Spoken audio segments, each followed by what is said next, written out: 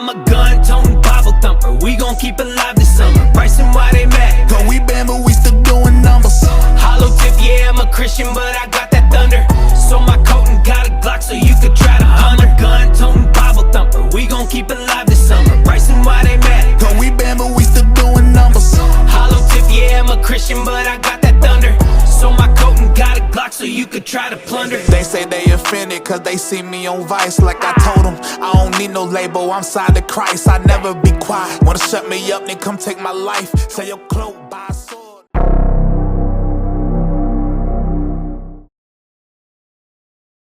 This guy, well, he did time in prison. He's basically a huge success story in life. And now he's taken his success against all odds and turned it into something that's kind of tangible to help other people succeed, which is in itself is a huge triumph.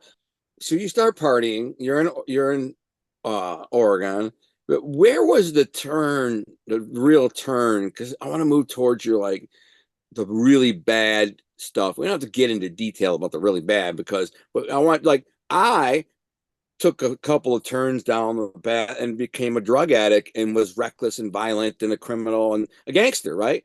I don't know. Yeah. I just know that you were ended up in prison, but I don't know how you ended up in prison. So tell me where it all went wrong. So, yeah, I quit school in the 10th grade, and, I got introduced to, meth. Back then it was, in the early beginning of the 80s, it was that old school biker crank with the Benzedrine. And I've never even seen meth. Honestly, never seen it. Well, I got pretty strung out on that when I was about, 15 years old. And oh my I got God. it, I did cocaine and LSD, mushrooms. It was just available there. There was a lot of it. And I just started getting in the circles of people. But then I ended up getting in a lot of trouble while I was in Oregon and got thrown in jail, and I got sent back to Colorado. I had picked up some felonies as a juvenile, but the one thing is my dad still had legal custody of me, and I was there against his will. He never wanted me to go live with my mom. I just did it anyway because I saw that lifestyle and that's what I wanted. So anyway, I come back to Colorado, and I think I was maybe 16 years old. I'd been out of school.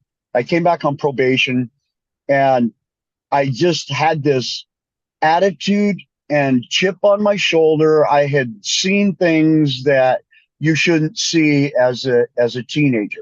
I lived in a lifestyle that you shouldn't, any time in life, but to be introduced to this hardcore drug circle. Yeah. And at a young age, then it's like, did you think it was cool? Like this hardcore drug culture, did it appeal to you? I mean, like my best friend, or do you think it was cool and you enjoyed it, or was like you didn't? No, it was just more that I just wanted to get high. Yeah. I wanted to get high. I like to trip on acid, and I like to go. That was my thing, and I didn't really. I just wanted to get high, and then I ended up. I got in with a couple guys, one guy mainly around here he was a crook, and he was stealing a lot of stuff, and he was buying and selling, and just got mixed up into this whole circle, and ended up catching a whole bunch of more felonies. Well, okay, let me back up a little bit. So while I think I was maybe 18 years old. I was siphoning gas. We ran out of gas. I stole some gas out of a car one night, got pulled over 1 o'clock in the morning, had a gas can, stunk like gas. I had a gas cap, and I ended up getting a charge for stealing gas. So I had to go do 120 days in jail, and I was doing it on work release. And then I was bringing drugs into the county jail. And toward the end of it, I got caught. So I got a possession, an introduction of contraband. So I got a couple felonies out of that, and I got put on probation. So I was on probation for that when I got caught with all of this stolen merchandise, and all of this other stuff when I got involved with this guy, these people, and a lot of it was just I traded, I bought and sold, traded Stolen cocaine. merch. Yeah, then I was I had went on this, kick of cocaine, uh, well, probably right before I had got busted with that, I had gotten so bad on cocaine.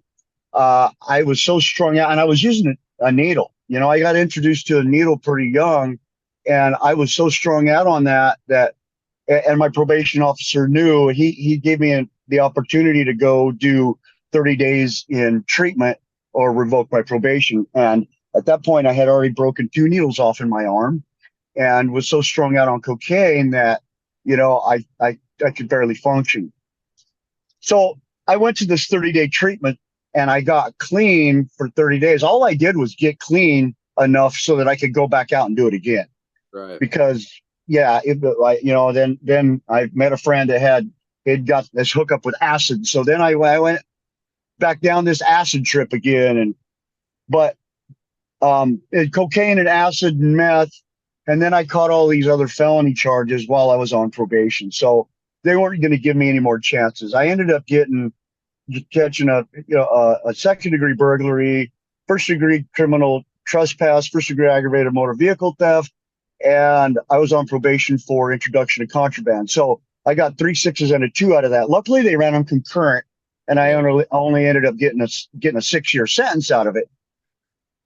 So that first of all, that's sad, man, because this is some really minor petty stuff, which if this was today, you wouldn't have got any time. They wouldn't even got any time out of it. But back then, yeah, they're putting people in prison. That what you needed was long-term rehab and psychological training. That's it. Some psychological training. So yeah, and that's kind of funny you say that, because there was a point where I did, and I'd gone through that. So I did my prison time. I got out, and I met this woman like right when I got out, and we ended up, she moved in with me, and we ended up having a couple kids together, and we were together for 7.5 years, and I was clean for most of that time, but and then I started a business again, and I bought a backhoe and a dump truck, and I did really well for a while until I ended up taking this job, and the guy filed bankruptcy, and none of the subcontractors got paid, and I was one of the subcontractors, and I was $11,000 in debt to the concrete company. I had all these bills, and I couldn't pay it. I couldn't pay it. So, I did what I knew how to do, and that was to go out and sell drugs. And I sold drugs so that I could make ends meet, but I had also knew, I had already knew about, making methamphetamine, because of the groups of people that I was in with the 80s, they were doing that. So I already knew the stuff that was associated with that. So I started studying up on it. I started learning all of the chemical makeup and all this. So I figured out how to manufacture methamphetamine. And once I figured that out, it was like that was it was a bad point in my life, a good point and a bad point. Like I was off and running. You were so it was a bad point. Were you using meth and making? Oh yeah. I was using it. I was making it. I was whatever. But then I knew, like I have like an endless supply at my hands. Now I can do whatever I want, because I could make this stuff. I could get it. However, and as they would ban certain chemicals or certain things, I've figured out a different way. And so it was like there was no limit to how much money I could make and how much I could make. And like I said, I don't do anything with moderate. You were just like Breaking Bad. So yeah, that's crazy you mentioned that, because when Breaking Bad came out, I couldn't watch it for a long time, because I'm like, this is my life story before Breaking Bad, because I was basically Walter White and Jesse all in one. Yeah. So I did that. I hid out in freaking Winnebagos, and you know, I bought pills. I bought, you know, whatever. I went through. I bought all of the. I went to chemical suppliers where you could do chemical exchanges, and would buy all of the, you know, photograph equipment, photograph chemicals, and different Was it things. ever fun? Did you ever at any point were you just like, this is awesome? Like, or was it Well, the whole time you're I stressed was out? I was stressed out, and it was a lifestyle that was exactly like it shows on TV. You run around at night, you're hiding, you're doing all of this crazy stuff, and it's a different. You get addicted to the lifestyle more than you do the drug, and Yeah. I was addicted to being a meth cook, and it was hard. But Did you make a so lot of money? I did make a lot of money at it, Like, how but much? I don't know. I mean, I could make $20,000, $30,000 like nothing, you know, but then I would Yeah. spend it as fast as I make Yeah, it. of course. You know, I was going through my hands like crazy, but I had, you know, pounds of this stuff were in and out. And it was like I didn't even care. It was everywhere. It was Yeah. everywhere. Like it's so crazy that I look back and it And just, did you you know, smoke it or shoot it, or what were you doing? I didn't shoot it. I smoked it. I smoked it. I ate it. I drank it. I snorted it. Whatever, you know, So when I you did. smoke meth, don't you like, I don't know how it works. You know, it's kind of a sensation of cocaine. I've done cocaine. I've injected cocaine for 3, 4 days in a row. But I know, so if it's like that, but it lasts longer, right? So Oh yeah. you smoke some and you're like high in coke for like a day. Yeah, and so as I started learning more about all of the chemical makeups and stuff, I started experimenting with different types of things, and was making these different hallucinogenic types of meth and stuff that was, they all had like different effects, because I could make it with different catalysts, or you know, Walter White. Yeah. different types of reducers, and it would give a different type of effect, or you know, whatever whatever chemicals I used, it was different. So like I got into the making the DMT and all of those different types of like hallucinogenic stuff. So but you know, I had gotten so tired of being like, everybody wanted to get to know me just because of that, and everybody wanted to be my friend. People came around, you know, and I had one main guy that I sold most all my stuff to. He kind of pretty much sold everything for me, and people tried to get next to him, and then people were getting busted. They were trying to turn on him, they were trying to turn on me, and I knew, you know, like I knew it at the time. All of these people were Yeah, were bad. trying to take a bunch of people down. And so this is where things get really, really crazy, because had gotten tired of it. I had quite a bit of money saved up, and I was looking at buying some land. I had a couple kids, and my dad had given me this opportunity to go to work with him on the ditch company, running a piece of equipment. It was a good job. He was going to give me some animals. I was going to start, you know, raise some of my own animals, and I was looking at buying some land. Well, I've been clean for, I don't know, maybe a week, and that first week was so rough, because you know, I'd fall asleep everywhere. You know, like it was really hard. And so one day, we all drove to Pueblo to Dion's family, and hung out with them all day. And that night we were on our way back, and I was tired, and I ended up falling asleep at the wheel and crashed the car, flipped end over end, and hurt both my boys really bad, and then killed her. So that Killed your wife? killed my wife. Yes. Yeah. Yeah. I couldn't get her out of the car. I got both my boys out, but I couldn't get her out. It was Car caught fire?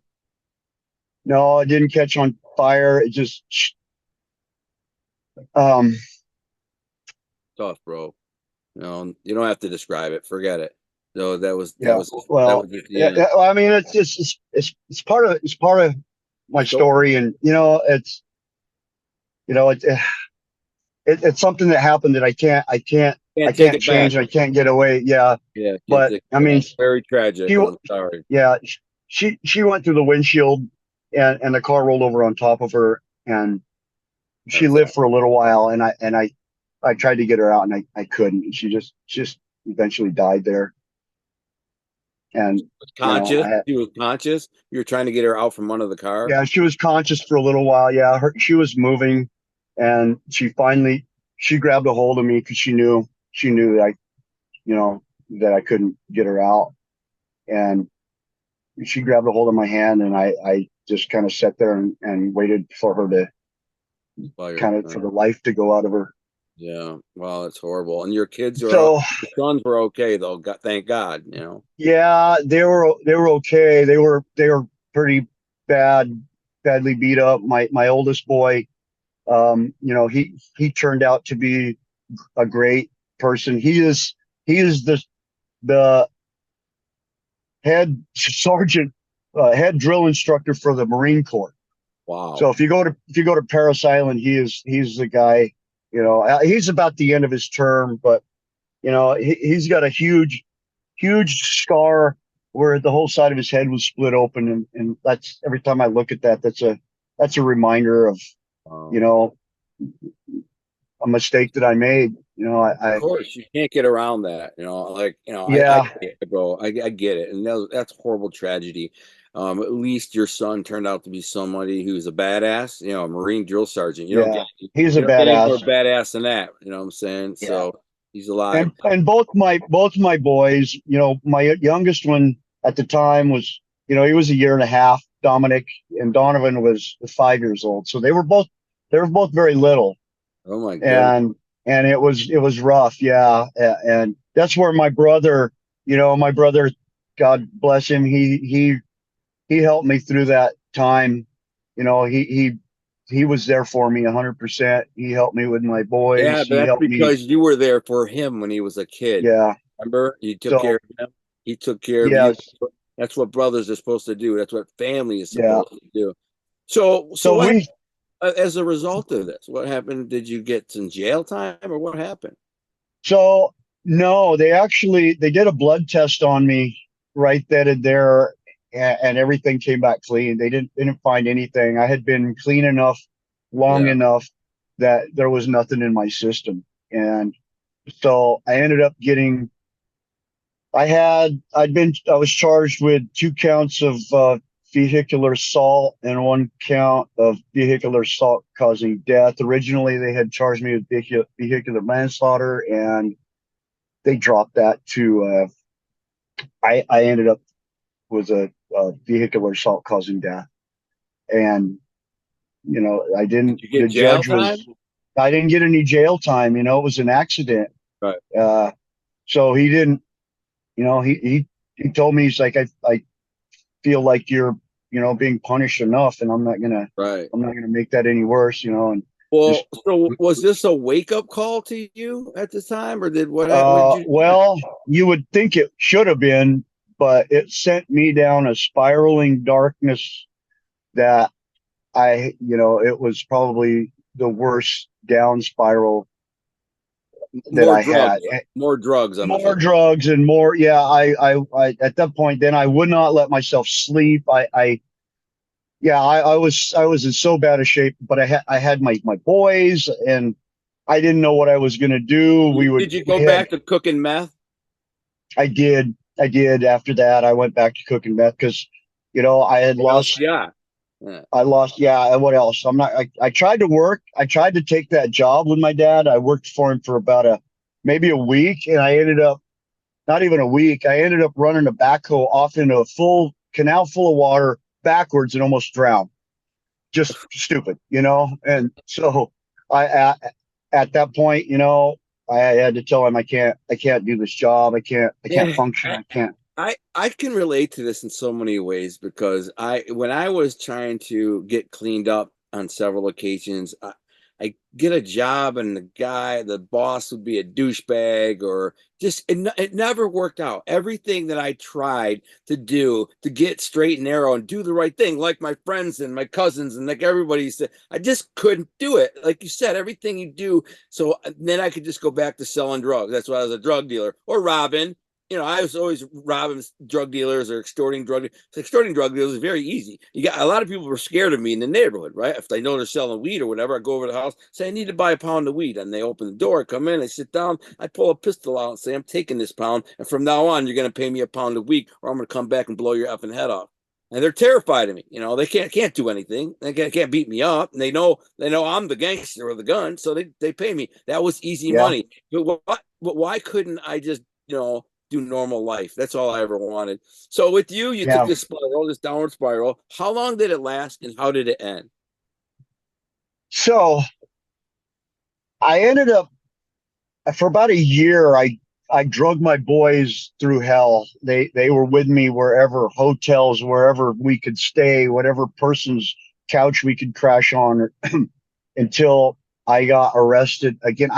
Luckily I had dropped my boys off with my brother that night, left his house, and got arrested. Got pulled over, and they found meth in my car. So I was already a 4-time felon, and then they caught me again. But they already knew. They were already on me. They already knew that what I was doing, and they were after me, and they'd been trying to bring me down for a little while. So they ended up catching me with a little bit of meth, and I go to jail, and I end up bonded out. And then I was staying with a buddy of mine, and I was on bond. They came and raided the house, and they found another meth lab there, so they took me to jail again. And so I was looking at a lot of time there, but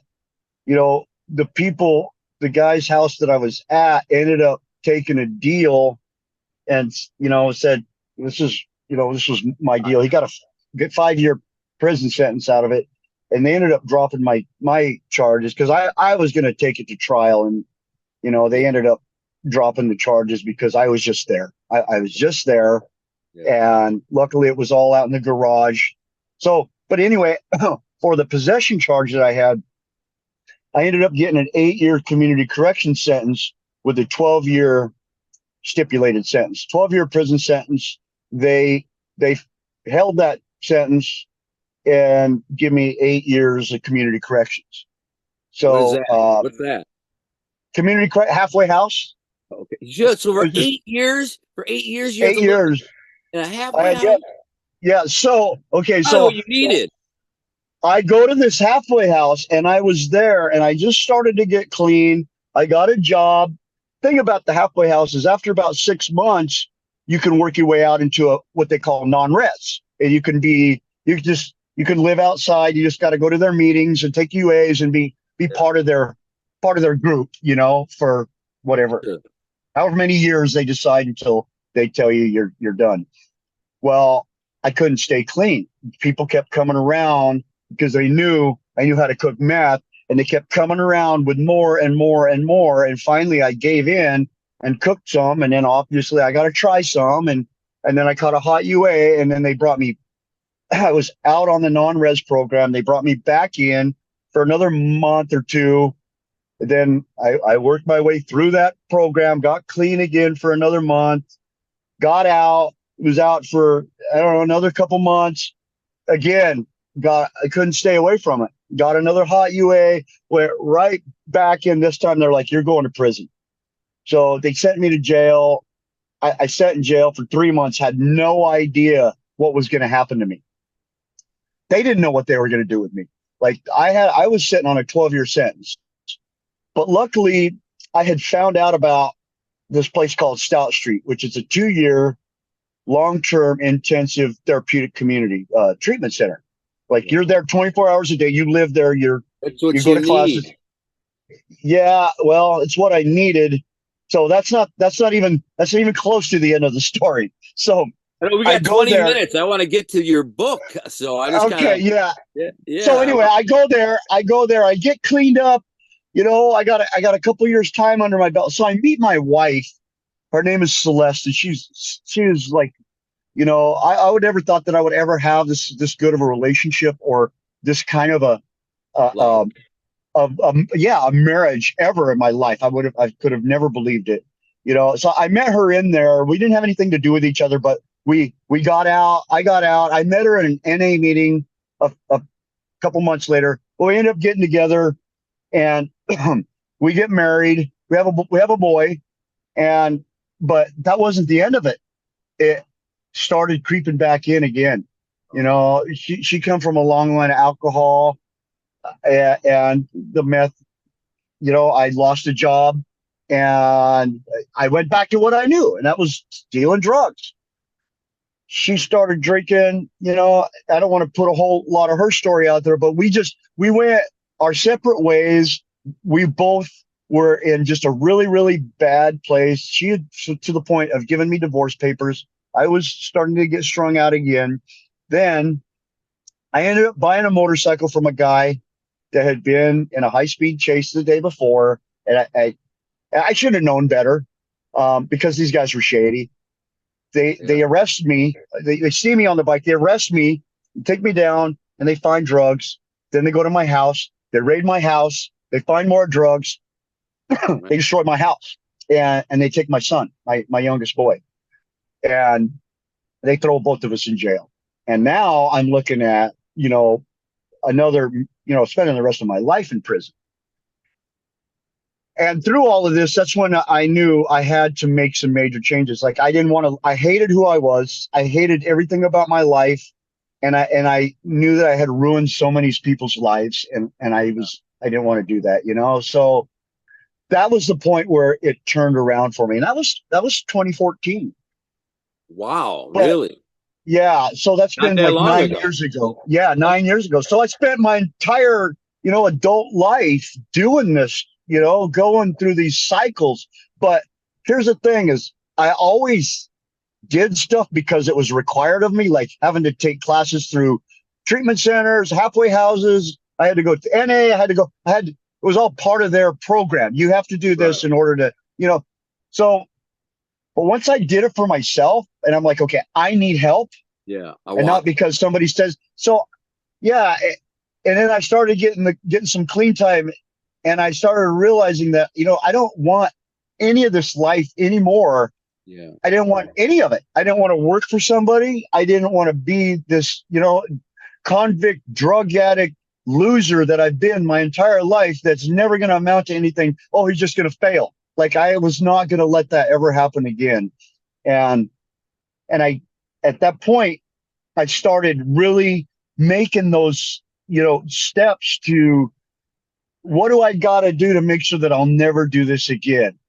Oh. And once I started looking for the right people, looking for the things, and he was getting in the right rooms with the right kinds of people, and getting around the kinds of people that only wanted to help me succeed, because I never knew that in my life. Right. Nobody. It starts with you. You most certainly have to decide. I've said this to many people in prison a lot. I'd be like, listen, you're not going to get clean until you want to be clean. And when you do, you won't go back. You'll never get high again. You won't have any desire to get high. You're just going to want to move forward. And that was me 22 years ago. And I'm just like, nah, never again. I mean, that's what you did. It clicked in your mind. Yeah. I'm done. It was the need for change. And that's the first chapter in my book, the need for change. And it was like, I needed that. And for myself, like, I don't want to be this person anymore. And I'm so far from that person now. Like, it's not even it's just a completely different. I look back, I'm like, that's a whole different, like I was watching a movie as somebody else. Yeah. Yeah, I know. So, I think the same thing. I look at my old life. I share these stories on YouTube and stuff, and oftentimes afterwards I listen to them. I'm like, I can't believe that was me. Like, I was such a scumbag, criminal, dirtbag. How is that possible? Because today I'm an honest, good, hardworking dude. Yeah. But looking back at my old self, it's cringy. Like, it's hard for me to even look. I'm like, oh my God, it's embarrassing. It's embarrassing. Yeah. At least you turned it around. So at what point did you decide you turned it around? Now, where did you turn the corner on this whole I'm going to share with people through a book? And tell us quickly about like your business and how you got started and become successful. You're very Yeah. successful. So through all of this, I started doing some subcontracting work, and I decided, you know what, I want to get into real estate because that's where it's at. I didn't know anything about it. I knew how to do rehabs, I knew how to do remodels, and I knew how to do all that. So I went to uh, a course. I went to it was one of these. It was a Thad Merrill, flip this house. We're looking for a handful of people, and I went. And I went with a mindset, I'm going to learn something, and I'm going to make this my new thing. This is Wait, what wait, I wait, wait, want to wait. become. One second. Let me take a quick break and we get back. I want to know what that one thing is. So give me 5 seconds. Okay, so you wanted to take away one thing. What was that one thing? Well, I wanted to get into real estate was the best. That's like the best vehicle Yeah. to invest in to break free from, the 9 to 5 or yeah.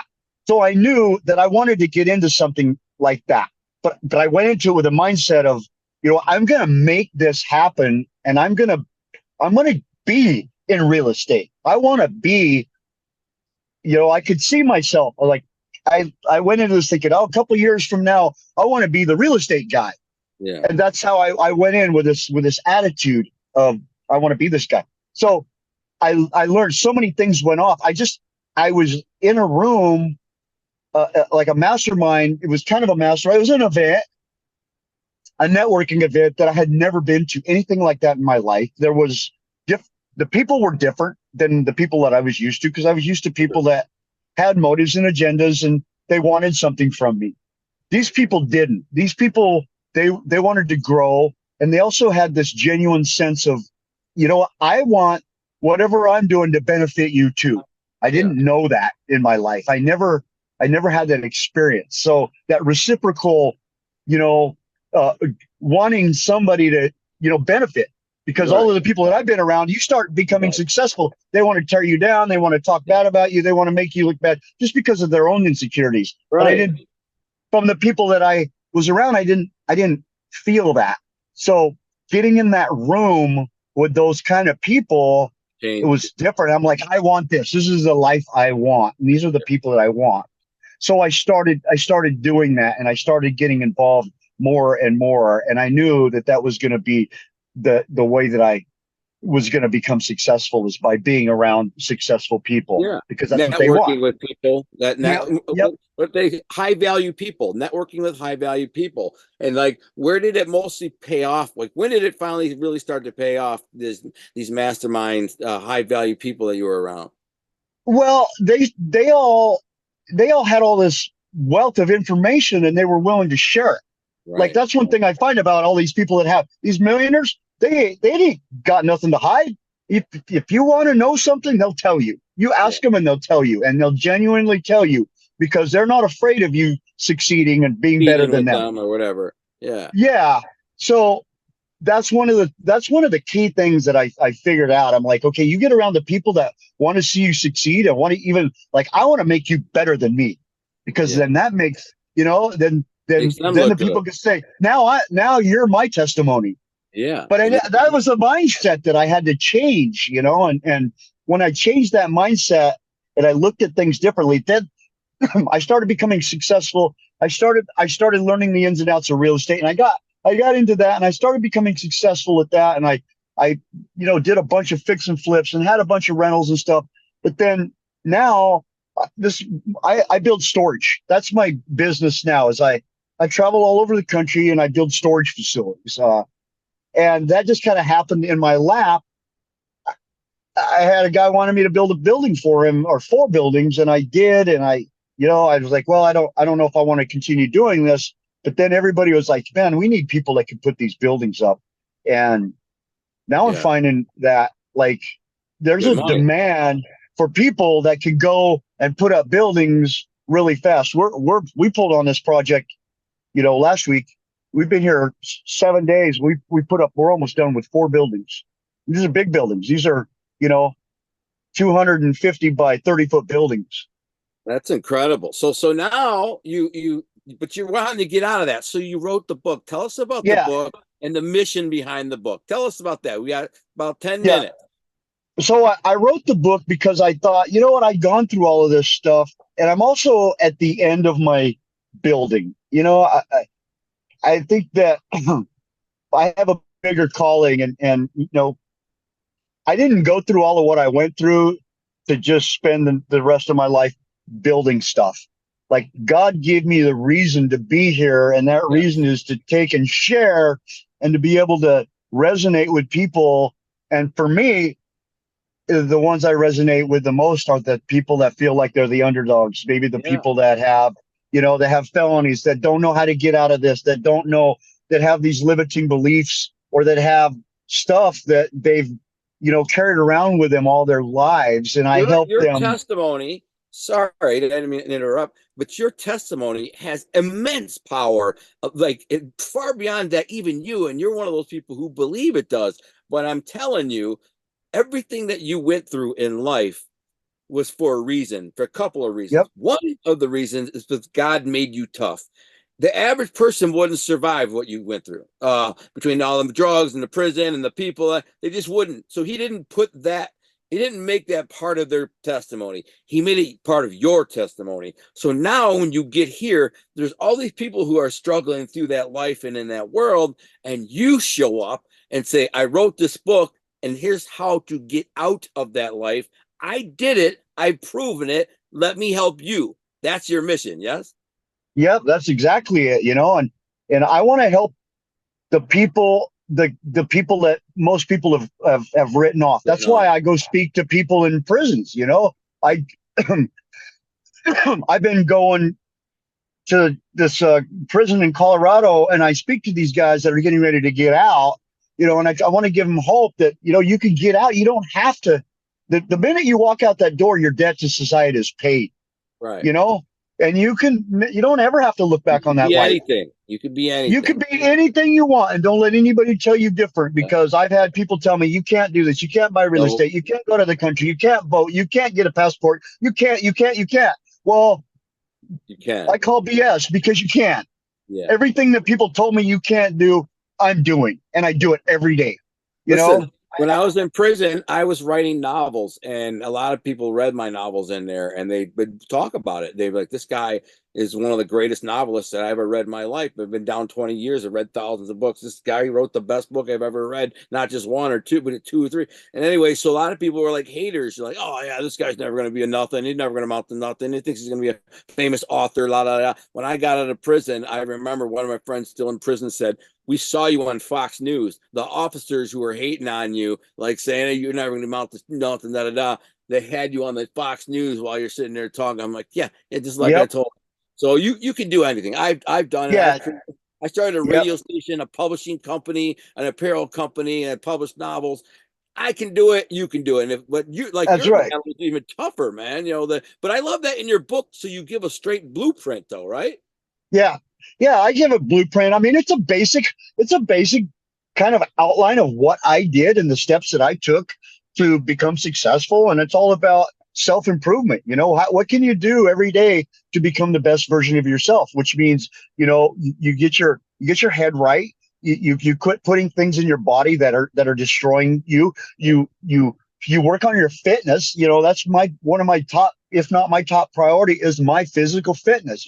I pride myself on how fit I am. I compete all over nationally in Tough Mudders and Spartans and Decafits and triathlons, and like I compete on a pretty high level. As a matter of fact, I ran a Decafit World Championship a couple of years ago in Atlantic City, New Jersey. One of 12 teams in the world that got picked because I won out in California, a few months before, and got invited to go race at a world championship. So I'm a big workout guy myself, but that type of training that you're doing is next level. Like I can't do that, man. I'm still pretty strong in the gym and stuff. Another thing I like about your blueprint, which is very important, like you said, it's a psychological training, also physical training, mental, but it's also a financial training, because you teach people how to get their credit game and start a business and all that, right?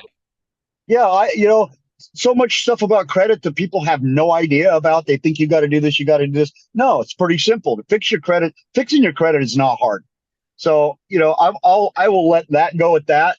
But teaching people how to invest in things like tax liens, man, I've made multiple, probably seven figures over the last couple of years doing tax liens, buying and selling tax liens. It's probably one of the best investments you can buy or get into, that pays you good interest money, or you end up owning property.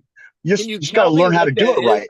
Can you tell it quickly in a nutshell? We got it's basically but people don't pay their taxes on their property, and then they go delinquent a year or two or three or whatever, and you go pay that taxes off. They get notified, hey, somebody's paid your taxes. If you don't pay it, if you don't take care of this, you're gonna lose your property. So, there's so many properties out there that are just sitting vacant that, do they have to pay forgotten you? about. Like, do they pay you? Yeah, they have to. They'll pay you back. Okay, you pay the state. You pay that taxes. Then they have to pay you back with interest, and usually the interest is pretty high. So you're going to make your interest money back, or you're going to own the property. So I as people want to get deeper into that, that's one of the things that I offer is how to get into that, but also Brilliant. How to go. I do deep dives on how to find, locate, and buy and sell properties, and how to do like what from A to Z, everything from finding the property, doing the rehab to selling the property. I can deep dive on all of that. So I just, I just try to teach people to, have a different mindset of, it doesn't take a whole lot of money to become successful, because I started with nothing. Yeah. And it's just a matter of learning how to communicate. You learn some skills. They need to you learn don't need money. They need someone. They need to learn. Like, this is a perfect example, and we can wrap it up on this. Is you had to get into the room with some masterminds, some brilliant, smart people, right, in order to gain the knowledge that they have and instill on you. However, you are now that mastermind, and you're willing to give people this knowledge. How much does your book cost? I think my books, I don't know, somewhere between 15 to, I don't know, $18. It may not be that much. I don't know. You buy it on Amazon, and I do a lot of investment of your life if you're listening to this. But also, don't you have like modules or like yes. a class too? Yes, I do. I do have a website, and I keep putting stuff on there all the time, more and more. It's building.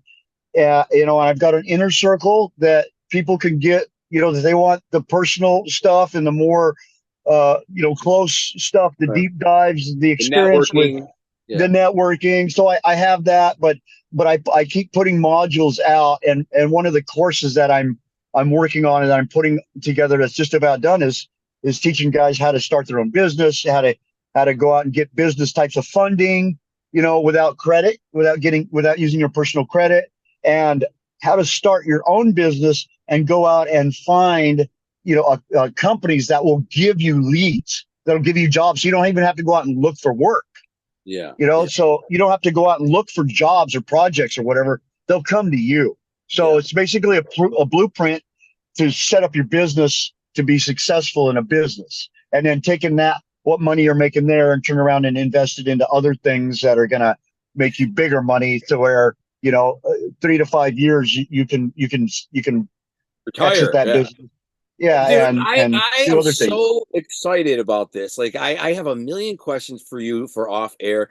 We're running out of time, but I would just like to say to anybody, make sure this is the guy who has lived it. He's been on the worst side of the fence, and now he's on the best side, and he's willing to share everything he's learned with you for a couple of bucks, the price of his book, or these, you can join his inner circle. I don't know, it's $39 a month or whatever.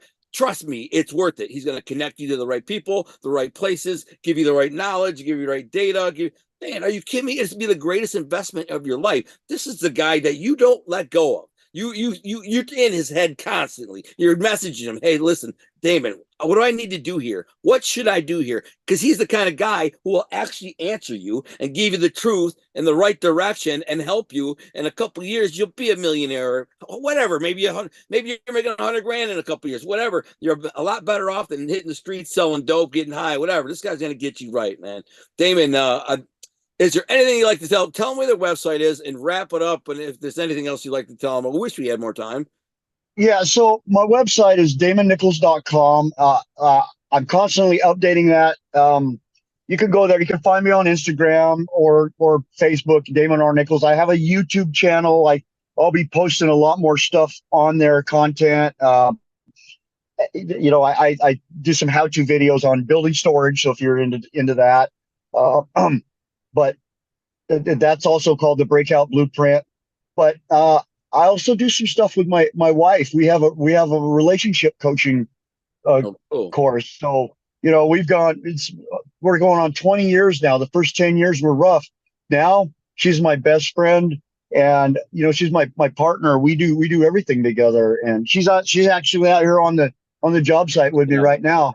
But I have a clothing line too. It's called Strength Under Stress. So if you go to strengthunderstress.com, you can get some cool clothing there, but you can go in there and look. I won't go into the details now, but a lot of that money goes toward different organizations to support different causes and stuff like that. I see you wearing it right now. Sus. Yeah. Sus. Yeah. Strength Under Stress. And there's a lot to that too. So I have some other business partners that are one's Jake's a fitness mentor. He's my fitness mentor, and he does coaching stuff. We actually train people and go run Tough Motors. We go to we'll go wherever. You want to run a Spartan in Connecticut? We will go train you and go there, or he will. I like to be involved with it, but that's what he does. He trains people to go do these badass things and I'm a trainer. I do personal training. I've been training a long time. I'm 51 years old. I'm still pretty good shape. Oh yeah. I was working out a lot, but that's all. Oh yeah. Amazing and productive and inspirational, man. Well done. I go to a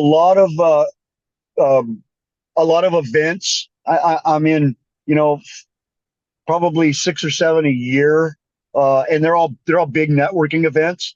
Yeah. So people that want to get involved, I offer that to them too. If you want to go next level, you want to get into this, I offer events to people.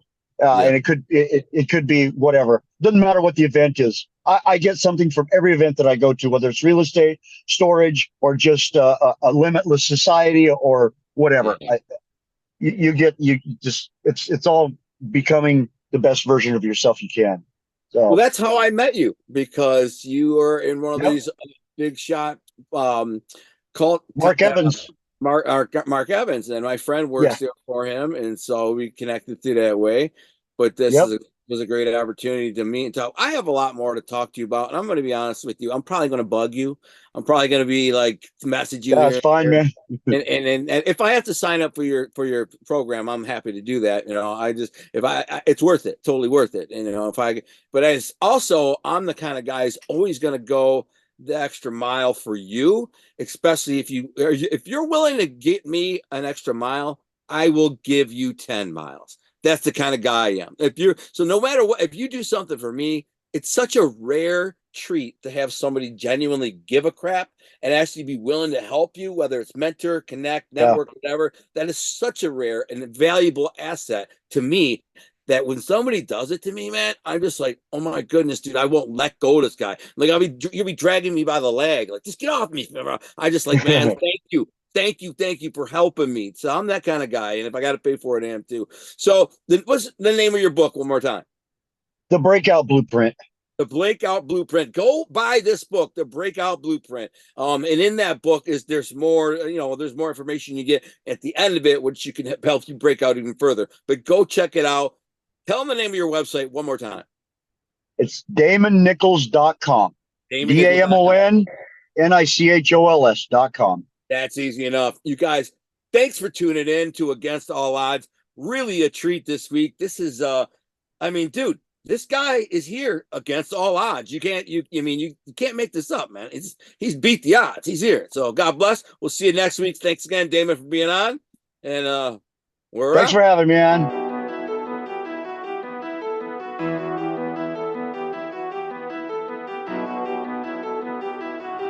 I'm a gun-toting Bible thumper. We gon' keep it live this summer. Pricing why they mad. Cause we been, but we still doing numbers. Hollow tip, yeah, I'm a Christian, but I got that thunder.